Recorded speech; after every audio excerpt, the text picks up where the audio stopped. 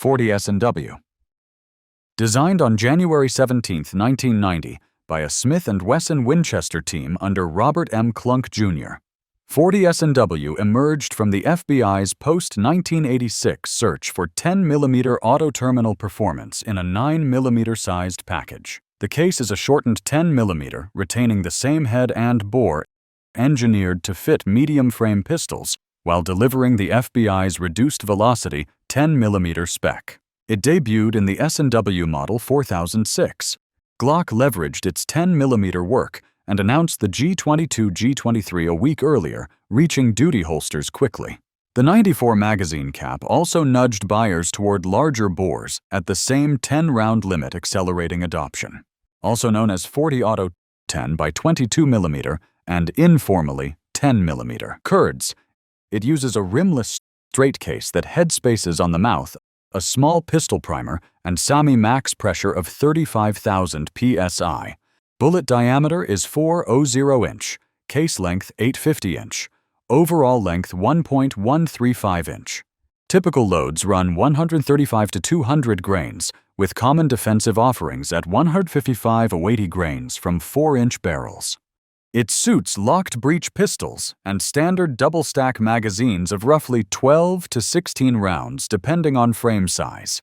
Early .40 caliber Glock chambers had generous feed support that with hot or out-of-spec reloads occasionally produced dramatic case failures.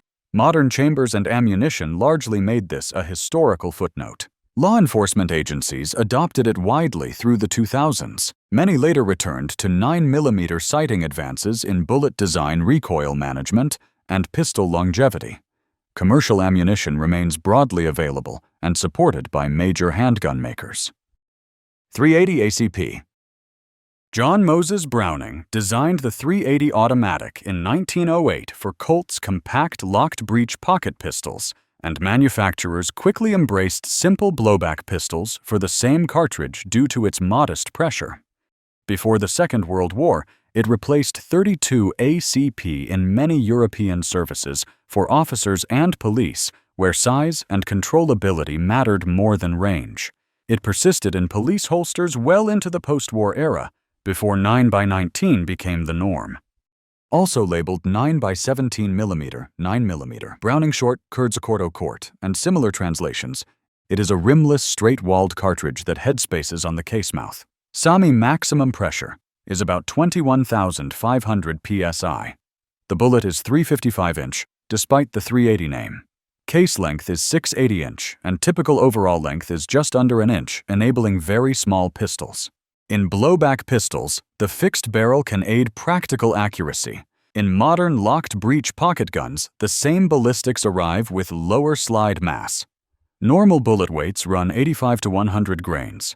Factory figures place a 90-95 grain bullet around 950 to 150 feet per second from barrels near 3.5, 3.8 inch with energy near the 200 foot-pounds mark, depending on load. Pistols like the CZ-83 and compact SMGs such as the MAC-11 also appeared in this caliber, leveraging low recoil for controllable automatic fire in close quarters. Today, it remains common in ultra-compact carry pistols, with modern expanding loads tuned for short barrels, improving consistency within the cartridge's inherent limits. .38 Special. Smith & Wesson introduced .38 Special in 1898 as a stronger, longer case derived from .38 Long Colt. Addressing that cartridge's poor field performance and accommodating early smokeless powder while remaining compatible with existing revolver architecture. It became the standard American police round from the interwar years through the late 20th century and saw military service in both world wars and even in Vietnam, despite the prevalence of the .45 ACP and 9mm. Known variously as .38 S&W Special, .38 SPL, and 9x29R, it actually uses a 357-inch bullet due to legacy naming from heeled bullet .38s. The rimmed straight case is 1.155 inch long, with an overall length around 1.55 inch. SAMI limits standard pressure to 17,500 psi with a Plutz P envelope above that. It uses a small pistol primer. Revolvers chambered in .357 Magnum will accept 38 Special, but not vice versa. Typical standard pressure loads include 130 grain FMJ near 800 feet per second and 158 grain lead around the mid-700s from vented 4-inch barrels. The famous 158 grain lead SWC hollow point plus P, often associated with the FBI in the 1970s, built a strong reputation in service revolvers. An earlier high-velocity path, the Mag 3844 high-speed load, used heavy frames as a stepping stone to the .357 Magnum. Tracer ball and specialized military loads appeared across decades of issue. In current use, it remains a mainstay for snub-nose carry target work and training supported by a broad ecosystem of wad cutters, standard pressure, and plus P defensive ammunition. 44 Magnum. Elmer Keith's high-pressure .44 special experiments in the 1940s and 1950s laid the groundwork for a commercial Magnum cartridge. Remington standardized the load, and Smith & Wesson built the first production revolvers, releasing the .44 Magnum in 1956. The case was lengthened from .44 Special chiefly to prevent inadvertent chambering in older, weaker firearms. Manufacturers quickly realized its utility in carbines and lever guns, enabling one-cartridge rifle and revolver pairings reminiscent of frontier practice. Also known as .44 Remington Magnum, it uses a 4.29-inch bullet, despite the nominal .44 designation. The rimmed straight case measures 1.285 inch, with overall length around 1.61 inch. SAMI maximum averages in the mid-30,000 psi range. Revolvers with tight tolerances and proper forcing cones handle a wide spectrum of bullet weights from 180 to 340 grains, with popular mid-range hunting loads at 240 to 300 grains. Carbines often deliver a notable velocity increase thanks to barrel length and the absence of a cylinder gap. It is unsuited to conventional police service due to recoil and blast, though it excelled in hunting and backcountry roles. A generation of shooters first encountered the .44 Magnum, particularly the S&W Model 29, culturally, through cinema. It saw a huge increase in demand due to its prominence in films like Dirty Harry, significantly boosting its popularity. Today, it remains widely manufactured, including in semi-automatic platforms such as the Desert Eagle, and continues to serve for medium to large game and bear defense, where deep penetration is required. 327 Federal Magnum. Federal and Ruger developed the .327 Federal Magnum with its official introduction in 2008, based on the .32 H&R Magnum, lengthening and strengthening the case to operate at 45,000 psi a pressure more typical of modern semi-auto cartridges than traditional revolver rounds. The design brief was straightforward: place 6 rounds in small-frame revolvers that would otherwise be 5-shot .357s while delivering energy and velocity in the same general performance tier with more agreeable recoil for many shooters. The cartridge is a rimmed straight case measuring 1.20 inch with overall length around 1.47 inch, using a 3/12-inch bullet and a small pistol Magnum primer. In short barrels near 3 inches, 100 grain loads around 1/400 feet per second and 115 grain loads near 1/300 feet per second are common figures. Longer revolver barrels push those numbers significantly. In lever-action rifles chambered for flat shooting trajectories and small game utility broaden the appeal. Ruger offered SP101, GP100, and Blackhawk variants, later adding the Single 7 and LCR. Henry introduced their Big Boy steel in .327. Federal and Taurus entered with a compact revolver. Compared to .357 Magnum, the .327 produces less punishing muzzle blast and recoil in the same envelope while allowing for an extra chamber in similar-sized frames. Commercial availability has stabilized into a dedicated niche, supported by both defensive and field loads, and it remains in production across several platforms. 41 Magnum.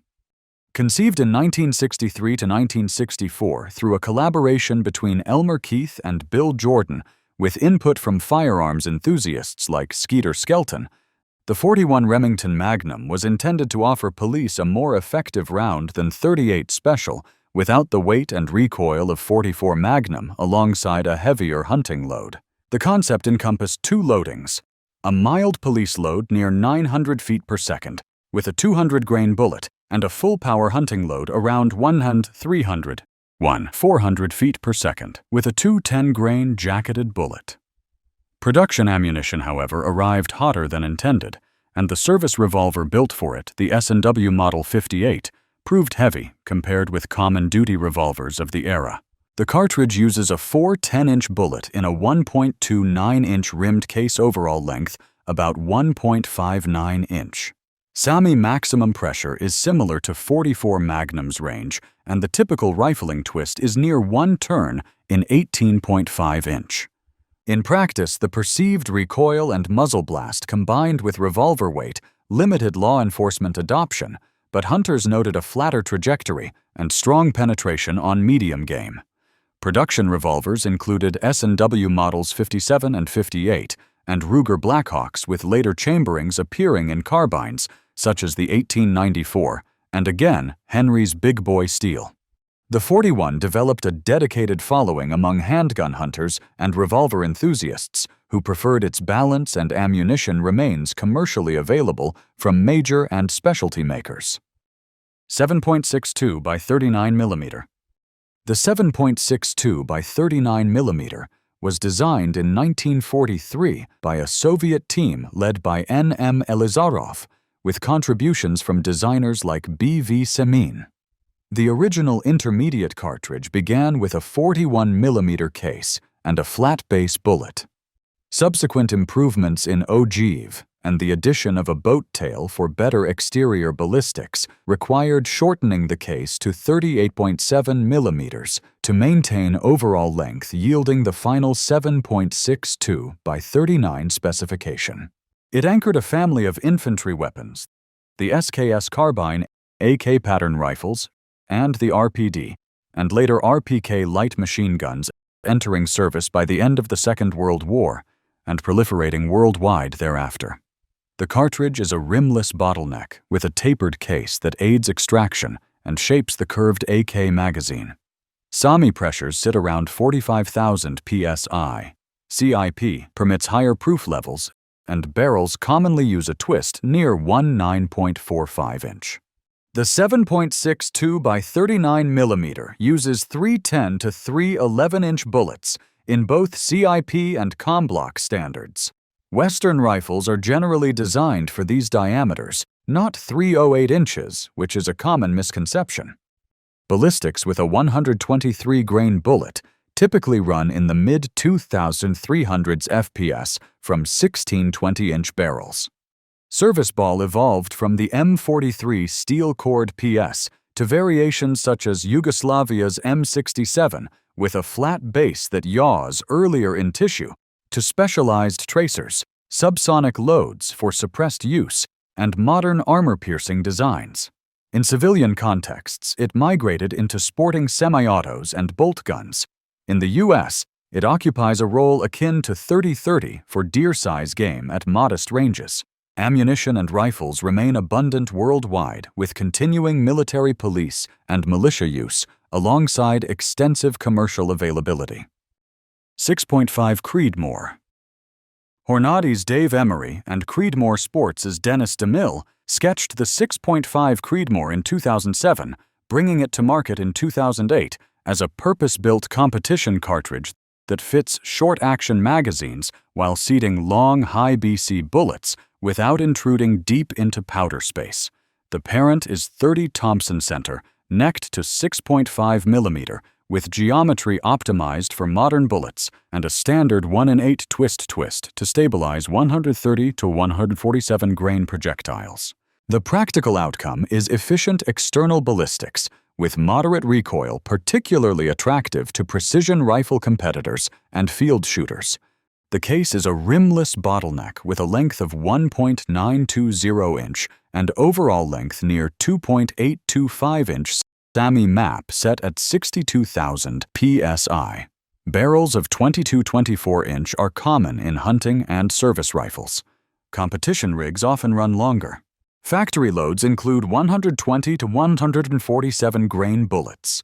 Real-world velocities for 140 class match bullets cluster around the mid-2600s to high 2600s in 24-inch barrels, remaining supersonic to extended distances with less wind drift than traditional 30-caliber service loads. The 6.5 Creedmoor was evaluated favorably by U.S. Special Operations in the late 2010s, leading to its adoption in rifles like the Mark 20 SSR, though its role is more limited than a broad program cartridge, as 7.62 NATO remains dominant in many military applications. A British DMR program adopted 6.5 Creedmoor as well. Handloaders have both large and small rifle primer brass options. Data is not interchangeable between them. Today, it is a common chambering in bolt guns and AR-10 pattern rifles for competition hunting and designated marksman roles with extensive factory ammunition support. 7mm Remington Magnum. Remington introduced the 7mm Remington Magnum in 1962 alongside the Model 700, drawing from the belted H&H family. The goal was practical long-range big-game capability with less recoil than the largest 30-caliber Magnums and better wind behavior than 30-caliber bullets of similar weight. It quickly eclipsed the .264 Winchester Magnum in popularity and settled into the role of a general-purpose Western hunting cartridge. The case is a belted bottleneck with a 2.50-inch length and overall length around 3.29 inch, typically using 1 in 9 twist 1 in 10 twists to handle 140 to 175 grain bullets. SAMI maximum averages around 61,000 psi. Factory loads commonly advertise 140 grain bullets near 100 feet per second and 160 grain bullets around 30 feet per second from 24-inch barrels, with longer barrels favored by many to realize full velocity potential. At high impact speeds on close shots, robust bullet construction matters to manage fragmentation on large game. It found limited precision and law enforcement roles, occasionally appearing in counter-sniper applications where flatter trajectory at urban distances was useful. The U.S. Secret Service, for instance, historically used custom-built 7mm Rem Mag rifles for counter-sniper roles, leveraging its accuracy and ballistics for precise engagements according to Sierra bullets. Hunters across North America and abroad continue to use it for elk-class game and beyond. Ammunition is widely offered in weights from roughly 140 to 75 grains, and rifle makers regularly chamber it in both factory and custom builds. Its balance of trajectory energy and manageable recoil remains the source of its enduring presence. 300 Winchester Magnum. Winchester launched the 300 Winchester Magnum in 1963 as a 30-caliber Magnum that fits standard length actions. The design pushes the shoulder forward on a shortened .375 H&H-based case, trading a short neck for generous powder capacity. Although the 7mm Remington Magnum garnered early attention, the 300 Win Mag steadily became the most popular 30-caliber Magnum among hunters and also established itself in long-range competition and military precision roles. The cartridge is a belted bottleneck with a 2.62-inch case overall length, around 3.34 inch, and a 1 in 10 twist standard. SAMI maximum average pressure is 64,000 psi. Bullet weights from 150 to 220 grains are common. A 180 grain load around 30 feet per second from a 24-inch barrel is often considered the baseline. Heavier match bullets at 110 to 20 grains deliver high ballistic coefficients for extended range precision, though very long, or mono-metal designs may require deeper seating that slightly trims usable powder space. It offers roughly a few hundred feet per second, over 30-06, with a corresponding increase in recoil, prompting many manufacturers to equip rifles with effective pads or brakes. The .300 Winchester Magnum gained military credibility with loads like the Mark 248 MOD 0-1 using 220-grain Sierra Match King bullets, though its long-range performance was already well regarded in civilian use. In the sporting world, it is associated with elk moose and mountain hunting, where retained energy and trajectory at distance matter. Despite newer .30-caliber Magnums, its combination of performance availability and rifle compatibility keeps it firmly established across disciplines. That wraps up the video. If you found it useful, give it a like, share it with others interested in small arms history, and subscribe to catch future uploads. Have a subject you'd like to see covered? Leave it in the comments. Thanks for watching.